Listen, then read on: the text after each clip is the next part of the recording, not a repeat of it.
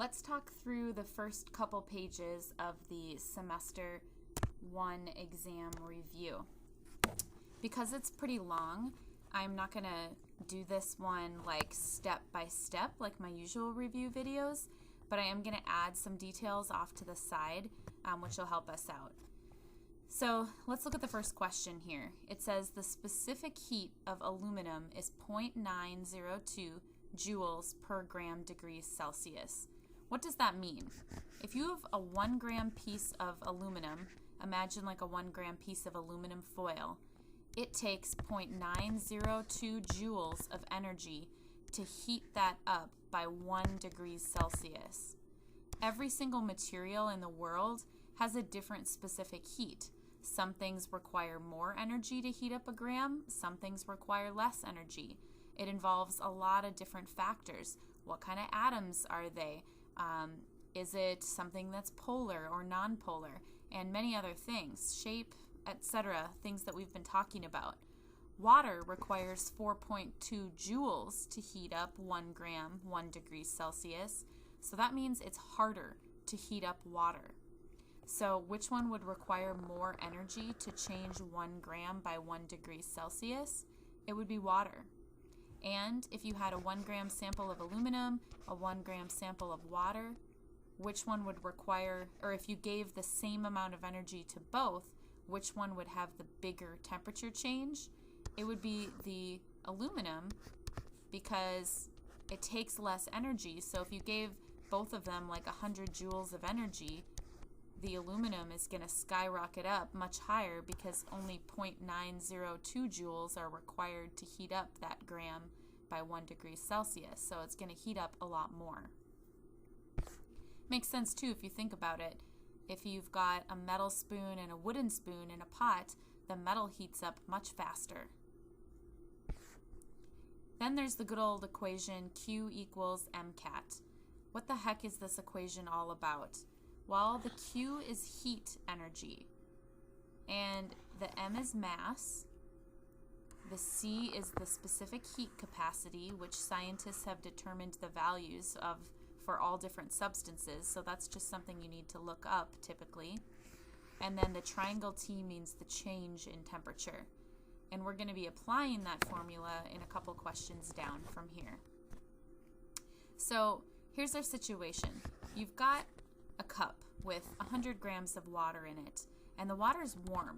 It's 48 degrees Celsius. You throw an ice cube in. The ice cube is 4 grams, and after melting, the water temperature changes to 34 degrees Celsius.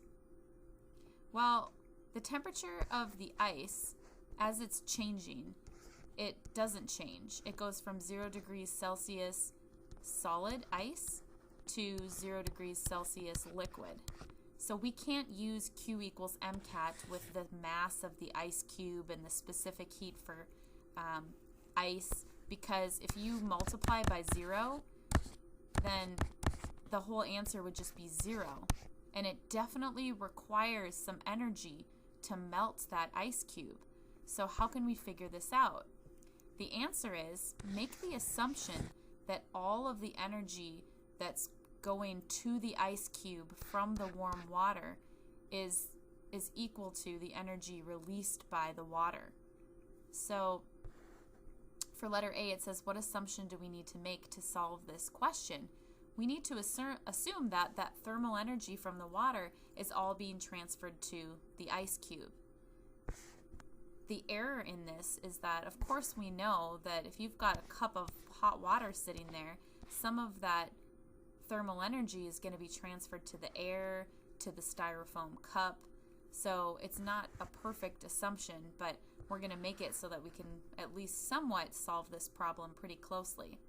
So we're going to need Q equals mCat, and like I said, we're going to need to use the mass of the water, the temperature change of the water, and the specific heat for liquid water. It's not about the ice cube. We're focusing on how much energy did the water release. So we're going to plug in those numbers. The mass was 100 grams, the specific heat for water 4.2, and the temperature change went from 48 down to 34. That's 14. So that means 5,880 joules were released by the water.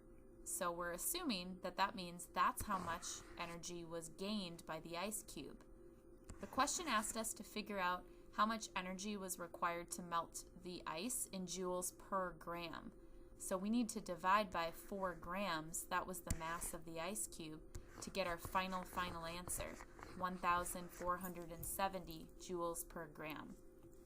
If we want to get that into kilojoules per gram, we just divide by 1,000.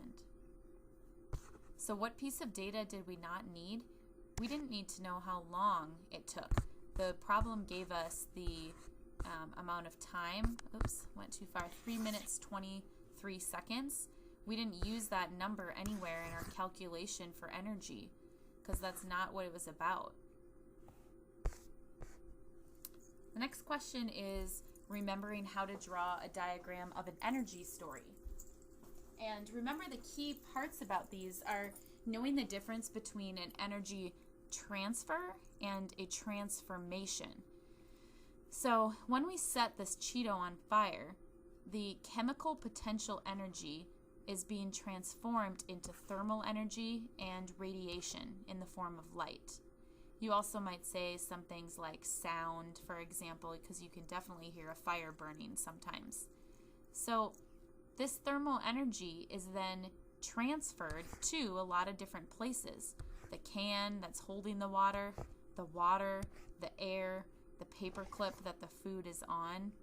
You could even go deeper and say, okay, the thermal energy is then converted into kinetic energy because the water molecules are moving.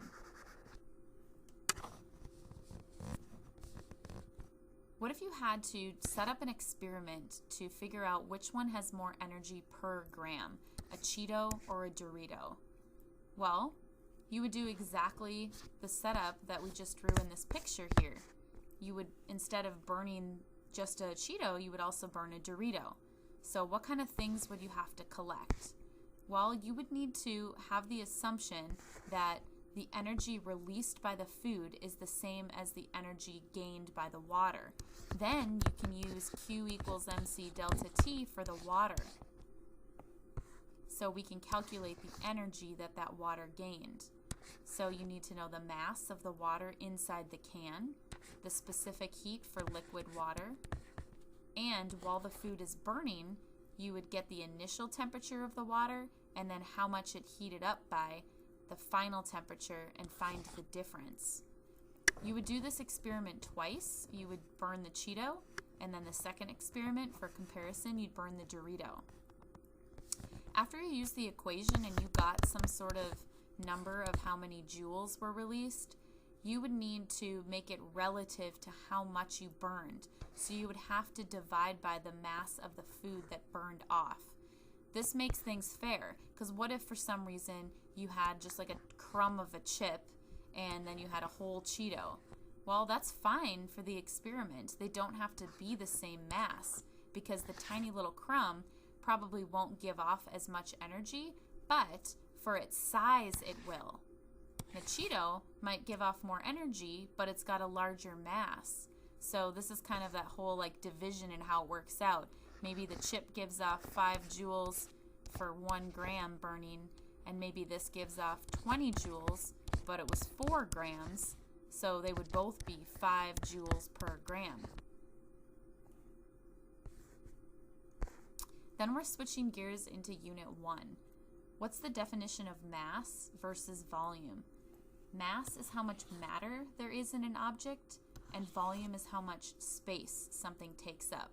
So something could have a really high mass with a small volume if it's really dense. Something could also have a really light mass and a huge volume if it's not very dense. Something that's not matter would be things like light and energy. Remembering back to the penny experiment, the specifics aren't important, but why did it turn silver and then gold? We were not creating new elements. That's the big point here. All we were doing was coating the copper in zinc, and then we turned it quote unquote gold because we heated it and made an alloy when the copper atoms and the zinc atoms were together, they made brass, which looked like gold. So was an element changing into another element? No, it definitely wasn't. All right, there's part